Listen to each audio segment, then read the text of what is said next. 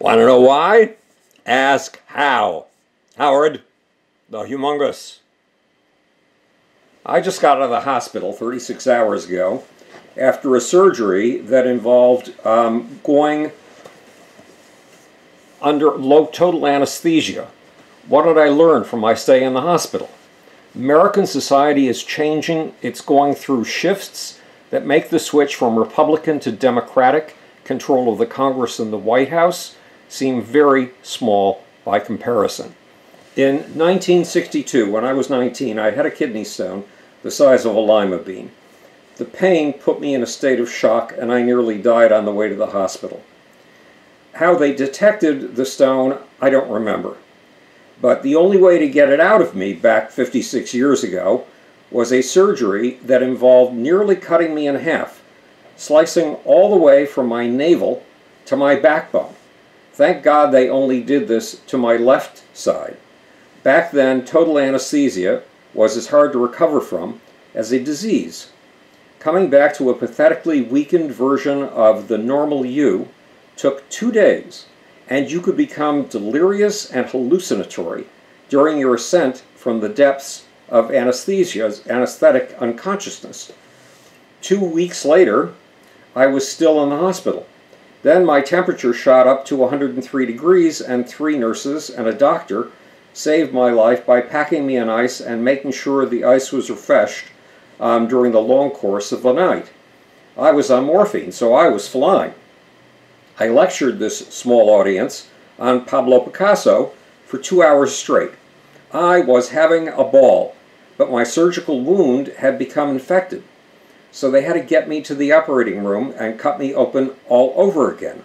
I was in the hospital for a total of a month. I nearly died twice. My only entertainment was the book on Picasso that inspired my 103-degree lecture, and the only productive thing I did was talk to a fellow patient in my 4-bed, multiple-patient room who was in the police and inform me that back in the days of Franklin Delano Roosevelt, Roosevelt had used the thousands of jobs created by his public works programs for patronage. Public works were the programs that Roosevelt created to help unemployed Americans make it through the years of the Depression so they could build things of value while they waited out the economic downturn. Everything from post offices and city halls to building wiring up the Appalachians for electricity via the Tennessee Valley Authority. And Roosevelt's public works programs were created to give Americans a paycheck with which to feed their families. But according to my hospital roommate, the public works program's jobs had gone to people with connections in the Democratic Party, people who were reliable Democratic loyalists, Democratic voters. This was amazing news to me, but it was a blot on Roosevelt's character. That was my 1962 trip to the hospital for a kidney stone. But this time, in 1978, the trip to the hospital was radically different. I was diagnosed by sonogram, something that wasn't a part of the medical toolkit when I was growing up. The sonographer wasn't supposed to do this, but she showed me the picture. I had 2 kidney stones, one the size of a lima bean, and the other the size of a pea. Most kidney stones are the size of a grain of salt. So as kidney stones go, these were the size of asteroids. And unlike my first bout with 1 kidney stone when I was 19, I now had multiple stones. When my urologist got the sonograms, he detected hydrophreноsis, a condition in which the kidney is blocked from expelling urine down the urinary tube. If that blockage goes on long enough, it can kill your kidney. So my doctor got on the phone with my assistant and ordered that I walk the half-mile to the local emergency room. And here's where the change in our powers as humans, the changes that are more transformative than the shift from one party to another, kicked in. I signed in to the waiting room and put myself on the list.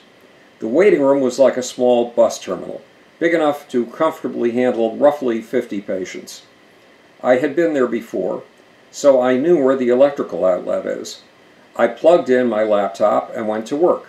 An hour later, they called me. They called my name, ordered me down to lay down on a gurney, and wheeled me to a holding pen big enough for roughly 80 doctors and nurses and 30 or 40 patients. Most of the doctors were in a central bullpen glued to their computer screens. They were mission control for the entire entry, medical diagnosis, and room assignment process. The doctors helped me find an electrical outlet near my gurney. I pulled the laptop out of my knapsack, got the gurneys back up to go from flat to chair position, and put in another 6 hours of work, reading and sending emails. 5 years ago, the hospital did not have Wi-Fi and allowed blocked cell phone contact, or it didn't allow it, blocked content, cell phone contact with the outside world. Then they wised up and realized they'd have happier patients and happier doctors if they let folks use their electrical appendages. Those appendages, for most people, are simply a cell phone. That's not the case for me. I have a cell phone, a laptop, my own portable hotspot, so that if there's no Wi-Fi, I can provide it for myself. And I have 2 Kindles with hundreds of books and dozens of magazines and research papers. For 6 hours, I was in touch with people all over the world. I was moving projects forward, including my next book and 3 projects for the International Space Station. Back in 1962, laptops and cell phones did not exist. In those dim and distant days, the only people I was in touch with from my hospital bed were an occasional nurse and my mother, who had flown down from Buffalo, New York, my hometown, to New Brunswick, New Jersey, where I was in the hospital, and where I'd come down with a kidney stone. Yes, I was only a kid of 19, but I was doing research at the Graduate School of Education at Rutgers University down in New Brunswick, New Jersey. And yes, my mom was able to fly down from Buffalo or drive down on a thruway. In 1962, both passenger jets and thruways were brand new advances in the powers of middle-class human beings all over the world. But back to 2018. That night was when I was on a gurney in a bullpen. The nurses, all of whom were male, interrupted my laptoping by taking blood, analyzing it in the wee small hours, interrupted me again to wheel me to a room with a CAT scanner to get more detail than what the sonogram had shown, and confirmed my urologist's diagnosis. At 2 a.m. I finally got tired and they found an empty pseudo room blocked off by curtains from the pseudo rooms on either side. It was 8 feet wide and 10 feet long. They parked my gurney in this false enclosure so I could get some sleep. At 9 a.m. the next morning, they finally found me a room. They wheeled me into it and let me get off the gurney and into a real bed. 2 hours later, at 11 a.m., they concluded that I needed surgery immediately. They wheeled me into a small surgery room, put me totally out, and did not cut me in half. Why? Because of the development of arthroscopy. They ran a tube up my penis to my kidney, yes, painful. It contained a tiny video camera and tiny surgical instruments. I mean, thank God for the anesthesia. With the video camera, the surgeon could look for exactly the spot where the obstruction of my urine was located, then could use the surgical instruments to install a stent. In 1961, recovery from anesthetic took days. In 2018, it took minutes. In 1961, I had to be sawed in half. In 1978, there wasn't even an incision. In 1961, I was in the hospital for a month.